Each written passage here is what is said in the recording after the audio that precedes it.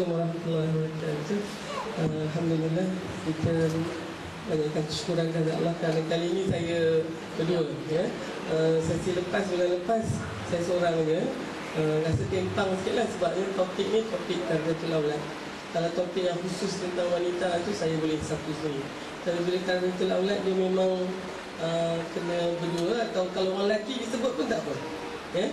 Tapi topik hari ini ni topik yang satu dia agak kontroversi, sebab ramai mungkin yang rasa tak berapa selesa nak cakap topik-topik ni dalam masjid pula ke, ya. Jadi saya harap tuan-tuan dan puan-puan kena cukup clear, ya, tentang aspek ni.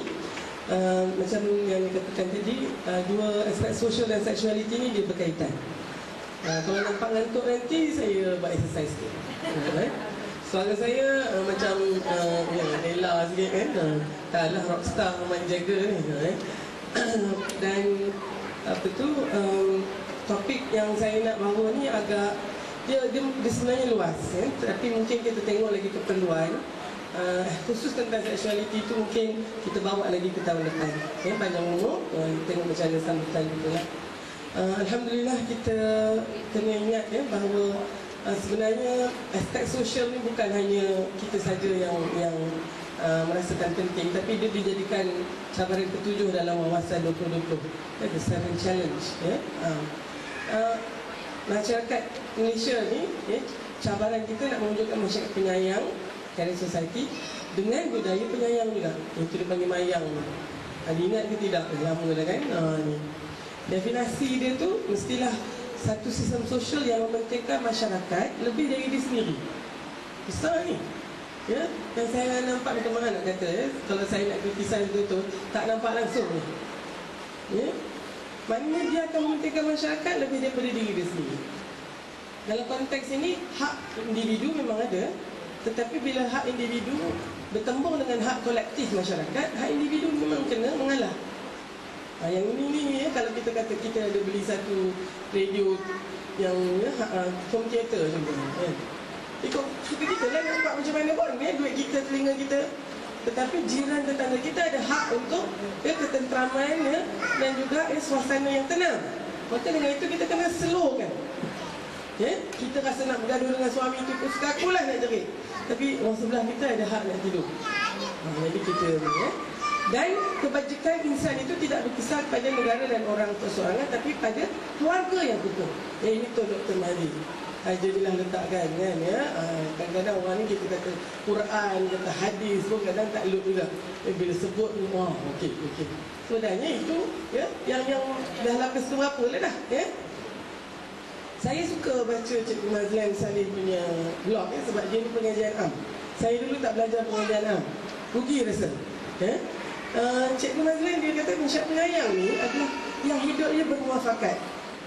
Ciri utamanya anggotanya mesra, bertimbang rasa, berkasih sayang, saling hormat menghormati, ya, yang muda menghormati yang tua, yang tua mengasihi yang muda.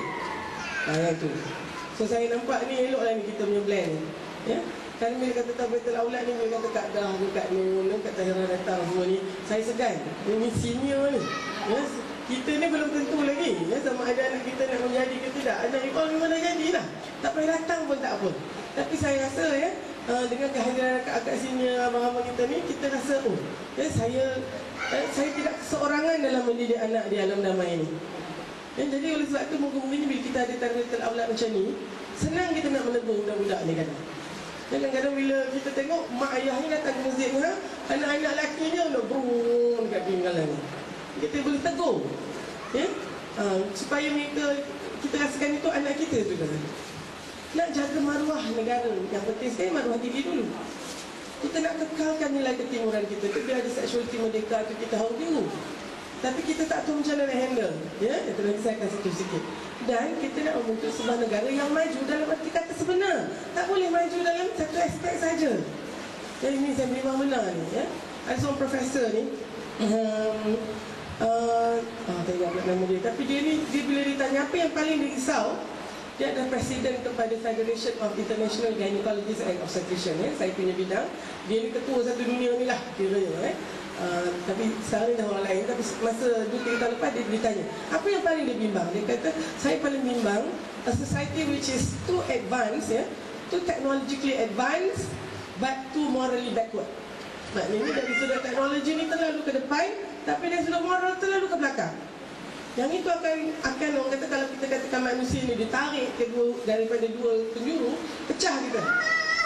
Teknologi meminta kita ke depan, tapi dari sudut akhlak kita tercicir di belakang. Maka kita akan akan pecah lah, akan hancur kita. Rasionalnya supaya kita akan hidup dalam keadaan sejahtera. Bukan hanya sesama manusia, tetapi juga sesama alam semesta ini. Itu sebab saya kadang-kadang ni tu dalam sosial. Kadang kita tengok anak yang membuang sampah ni senang je dia orang nampak ni televisi ni. Rumah saya depan tu, ya Allah. Satu yang nak menjual jajan tu memang ada aja. Itu pun satulah nak kena terus ke otak ni. Lepas tu kalaulah agaknya anak-anak tu boleh membuang sampah, tong sampah kami banyak ada tepi tu. Tak ada, kurang je. Yang cukup mudah nak buang sampah ni.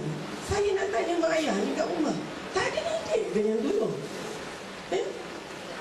Rumah tu agaknya macam kita kerja yang berjalan di belakang dia, mengutip semua ni. Kalau baju kotor dia, kita kutip semua, kita kan? Saya baca bahawa ni, kalau nak didik anak kita masukkan baju kotor tu kat dalam basket kotor tu, kalau dia tak nak juga, biar. Jangan kutipkan ni sampai dia tak ada baju nak pakai. Baru dia tahu ada konsekuensi. Bibi ada, bibi kita bayar batu rata tu nak berapa pula itu pula halnya lah dengan bibi ni. Kita boleh larang bibi, bibi yang ni tak payah ambil. Boleh. Bibi kena marah, kita janganlah marah dia. Okey, dia macam ni lah agaknya. Semuanya bergantung kat kita. Bibi tu pun akhlak dia boleh jadi akhlak macam kita juga. Kalau kita akhlak memang baik, bibi kita baiklah. Tapi kalau akhlak kita pun agaknya orang kata lebih kurang, bibi kita pun macam itu juga. Jangan marah bibi tu sebab dia punya level of education bukan macam kita. Tak? Jadi kita marah pula dia. Sebab sebenarnya kita yang kena. Pada saya, bila kita ada seorang bibi dalam rumah, tanggungjawab kita mendidik tu lebih besar lagi. Bukan hanya mendidik anak-anak kita, mendidik dia juga. Kena ada pula lagi tarbiyatul bibi. Kena buat satu lagi agaknya kan, satu kelas lagi macam mana nak mentarbiah bibi. Saya ada satu kawan-kawan saya di Johor, saya dalam ikram ni, gym ni, dia ada satu usrah bibi dia. Usrah bibi ni ada usrah dia. Ada dia punya ni, daripada dia keluar pergi congkit, pergi mana tu, tiap sebulan sekali ada usrah. Kita boleh buat macam tu kan? Daripada dia buat dia punya international conference dekat Padang tu, sebabnya akhlak dia anak kita ikut. Yang itu tu penting. Okay. Now, saya nak sebut pasal family dulu, sebab family ni is the cornerstone of our society. Not just cornerstone, but it's panggil keystone juga. Kalau kita ada art tu, siapa yang mungkin ada background architecture dan juga engineering especially, dia kalau nak buat struktur yang melengkung tu, dia kena ada keystone kat tengah. Kalau tak habis kanan kiri tu tak boleh nak ni. So family ni kat situ kita penting sangat. Family ni nombor wahid. Saya suka billboard yang kata utamakan keluarga tu, tapi duk billboard aja. Kita ni tak translated juga ke dalam masyarakat kita ni. More than any other force, apa lagi force lain, apa saja, even the internet tidak akan dapat menghakis menilai keluarga kalau keluarga itu betul-betul rapat, betul-betul kuat. Dia kata family shapes the attitude, sikap anak kita, the hopes, the ambition, the value of the child. 4 perkara ni.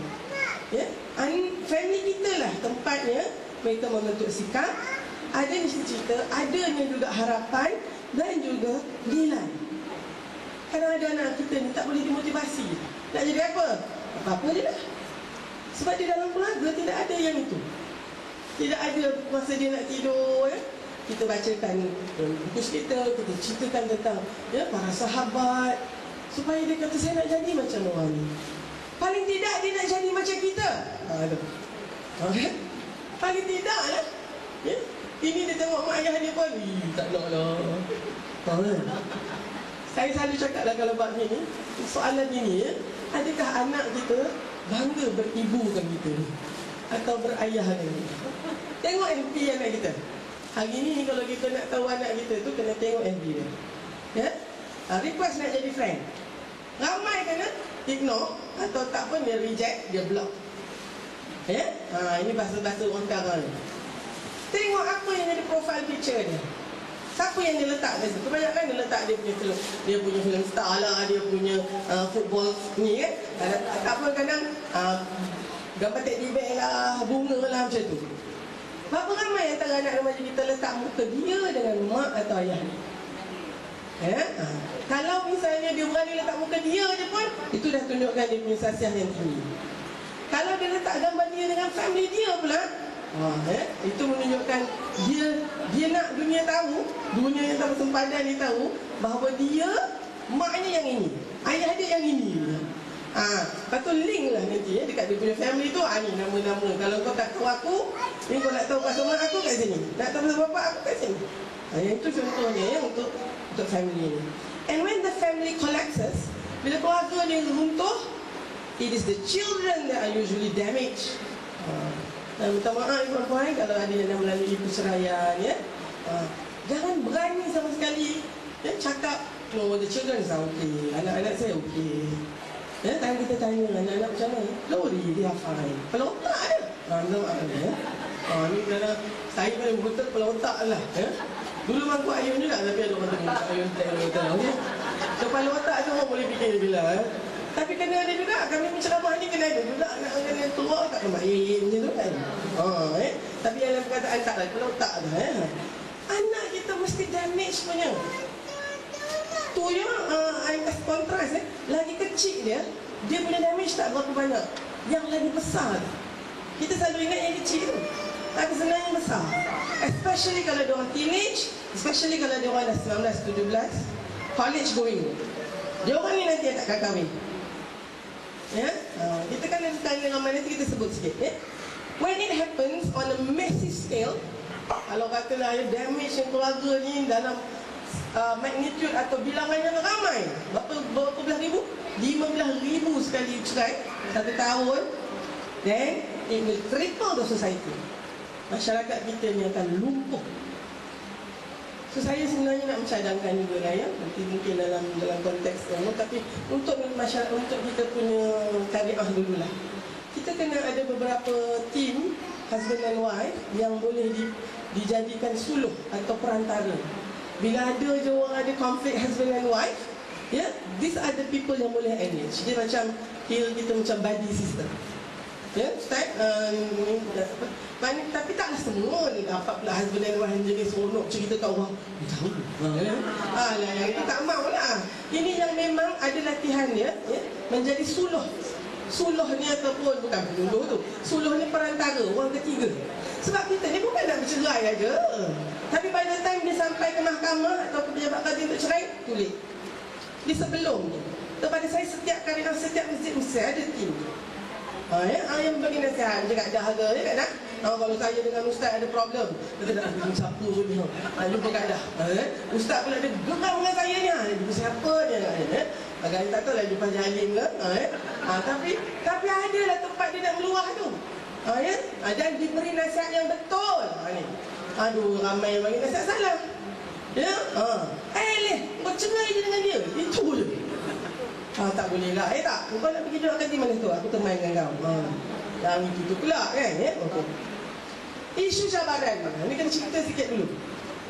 Ni luar negara saya pergi ke New York dengan rakan-rakan ya. Inilah tempatnya. Di mana apa yang berlaku di sini mempengaruhi kita di sedunia ni. Ya? Minyak harga kat sini juga lah dia bincang ya, kita hak wanita ni pun kat situlah dia bincang. Saya pergi tahun 2025 dan 2006 ya. So, wanita yang bertudung ni inilah dia je. Yang lain tu walaupun dia Muslim, tapi dia bila sampai ke situ tu feminis lah kebanyakannya ya.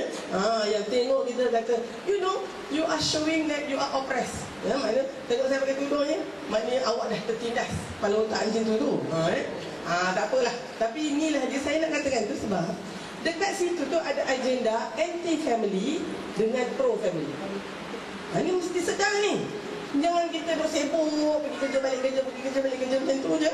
Tak tahu yang dalam dunia ni ada dua gerakan yang against family value and everything, yang satu lagi pro.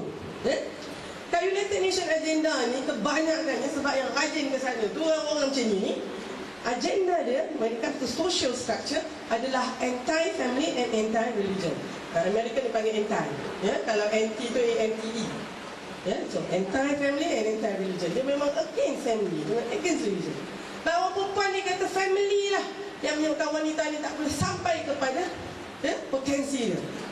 Sedangkan terbalik, kerana keluarga lah wanita itu kena mencapai potensi. Macam tu. Saya kata terus terang, saya takkan jadi macam ini kalau saya bukan seorang isteri pada saya, dan juga ibu kepada anak saya yang 3 orang 4 orang. Kadang-kadang perempuan letih tu, nak keluar ke nak apa. Kadang-kadang ada tu kisah pasal macam ni tu kan. Hai, bahasa budak-budak sekarang ni bahasa dia salah kerana tu. Tu pasal dia salah. Pasal tu lah, tu betul. Tapi tak apalah. Bila datang rasa macam tu, saya teringat kerana keluarga ini, keluarga saya dan keluarga semua yang ada ni, saya kena keluar. Kalau saya tak ada dekat semanis rumah dengan datuk hari tu, orang lain. Tapi entah apa, ikut orang lain. Daripada orang lain, dia muka aku. Kadang-kadang kau kawan, sekarang ni selalu keluar kat TV, saya kata, daripada orang lain, bayar aku. Ya betul lah, dia kata kan. Jadi, tapi kena ada kekuatan itu sebab ini dia. Kita berlawan dengan ini, anti-family dan anti-religion. Dia kata agama ni menindas kita, menyebabkan perempuan, selalu perempuan lah yang kena. Bukan dia tak betul. Dari sudut realiti ni memang ya. Agama digunakan untuk menindas wanita. Keluarga digunakan untuk urusan yang sama. Tapi kita dengan cara hidup Islam yang begini indah dan sempurna, dia lain. Yang dia terbalik. Family institution is under attack. Itu kalau kita nak kata, ada orang nak declare war ni. Kalau juga tak perasan, ni saya nak ingatkan ni. Paling tidak ibu dan ayah di alam damai ni tahu tidak. So, kita memang kena vigorously atau secara conscious, secara sedar memelihara keluarga kita. Tolonglah tolonglah. Jadinya definition family, extended ni semua ni dah berubah dah. Nanti saya dah beritahu. Dia selalu sebut gender, bukan janda kalau gender doktor geram tu Jadi kalau janda tu blind ni duda tu tak ada pula Janda tu gender yang apa dia Gender ni saya suka perkataan gender ni sebabnya dia kalau dalam Al-Quran pun ada masa Allah kata rijal, ada masa Allah kata nisa, ada masa Allah kata zakar wa unta, lelaki perempuan So, ada masa bila kita mengatakan tentang biologi tu, itu jantina. Tetapi bila kita mengatakan dengan sesuatu yang berkaitan dengan social, tugas fungsi, dia adalah gender. Orang lelaki sepatutnya rambut pendek, macam tu. Boleh tak orang lelaki rambut panjang? Boleh, tapi patutnya rambut pendek. Itu gender. Orang perempuan ni patutnya pemalu lah. Kita tak boleh nak pindah orang lelaki. Itu dari sudut gender. Apa yang kebiasaan dan apa yang ditentukan oleh masyarakat kita. United Nations ni dia pongahnya habis semua. Dia tengah berlawan dengan fungsi-fungsi tradisi kita. Dia tak nak kita kata ada lelaki perempuan itu. Dia kena kata ikut orang lah. Badan mungkin lelaki tapi hati nak jadi perempuan. Boleh. Kenapa kita mesti kahwin dengan orang lelaki? Sedangkan kita dengan orang lelaki semua tak guna dengan kita. So kita kahwin dengan orang perempuan. Kenapa pula orang lelaki nak kena kahwin dengan orang perempuan? Sedangkan orang perempuan sendiri perangai dia saya tak boleh tahan. So biar saya kahwin dengan lelaki juga. Itu dia. Ini kan orang alam damai ni, dia punya tahap pengetahuan kena current lah. Okey. Jadi banyaklah aspek-aspek ni. Saya pernah baca satu buku tadika. Ini saya nak ingatkan ni Tarbiyatul Aulad ni. Di Brazil, dia dah mengajar tentang keluarga tu bukan hanya keluarga yang tradisional, ada lelaki mak ayah lepas tu anak-anak. Saya tengok sendiri dia. This is my father, this is my mother, my brother, my sister, this is me, this is my family. The traditional one. Gambar tu Buku surah sebelah, this is John's family. John family ni ada apa? Ada bapa dua, seorang tak ada misai, seorang ada misai, dengan John kat tengah. They are actually synthesizing anak kita supaya melihat ini normal. Sebelah lagi buku surat, this is Jane's family. Jane's family ada dua mak. Seorang tu rambut pendek, seorang tu rambut panjang, pakai cermin seorang ni, yang budak Jane ni duduk tengah-tengah. Inilah dia yang berlaku. Kau perasan dah ni? Astagfirullahaladzim. Kau tahu? Anak kita tiap-tiap hari ni tengah kita tinggal di tengah-tengah internet tu, itu dia bombat tiap hari. Bahawa homoseksualiti itu adalah sesuatu yang biasalah, hak asasi. Saya bukannya macam lepas ni kita bakar rumah homoseksual. Tak boleh. Tetapi kita kena ada sikap kat situ. Tapi this is very deliberate, amat nyata. Bukan saja nyata begitu, dia punya money pump into all this business. Tengok filem-filem Hollywood, di tahun 60-an dulu, masa dia orang nak pastikan orang kulit hitam ini diterima. So setiap movie yang Hollywood ada satu karakter black yang baik, to serve with love. Yang ni agak kan, ni best kata Ira dah ni, best kakak-kakak saya. To serve with love tu, siapa dia sir dia tu? Sini pointer tu, it's a black. So pada satu masyarakat orang putih semua ketika tu, dia orang memang pandang rendahkan orang kulit hitam, tapi dia buat satu chip surrounding a teacher who is very good and is black. Lepas tu sekarang 20 tahun 30 tahun kita tengok very natural lah. Sekarang ni dia tengok dalam semua movie dia ada satu karakter homoseksual, sama ada gay atau lesbian in the shooter. Dan dia akan gambarkan orang gay dengan lesbian baik. Orang ni lah kawan baik, orang ni lah yang ni. So sekarang semua orang kata okey. Itulah dia tu. Ni saya nak cerita ni. Meet my real modern family. Ni saya subscribe Newsweek ni bulan Januari tu. Andrew Solomon ni, Newsweek banyak cerita-cerita macam ni ni dia pun synthesizing kita lah. Kalau kita tak sedar, kita rasa this is actually really coming our way. Andrew Solomon ni is a gay homosexual man who is married to another man. Di US ada dah banyak states dia, daripada 60 berapa state itu yang mengiktiraf perkahwinan homoseksual. Dia homoseksual ni dia ada ni dia ada dia punya kejayaan dia.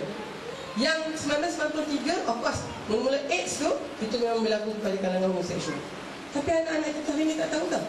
There's a blackout. Dia tak bagi tahu AIDS itu datang dari kalangan homoseksual. Sebab tak mau disingkirkan homoseksual ni, discriminated, segregated, tak mau. Jadi tak tahu. Sebenarnya di kalangan homoseksual man. Jadi dan kerana melanggar fitrah. Kita kena cerita kat anak-anak kita tu fitrah. Hubungan seks lelaki perempuan ni, dia kena lelaki gunakan alatnya kepada anggota wanita yang dinamakan faraj atau vagina tu. Kerana faraj vagina wanita ini memang diciptakan untuk fungsi tersebut.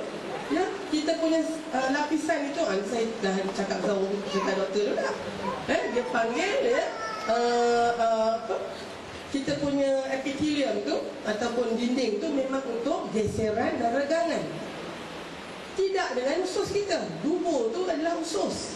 Usus tu tempat menyerap air, terutamanya di dubur. Jadi sel kat situ tu sel lembut.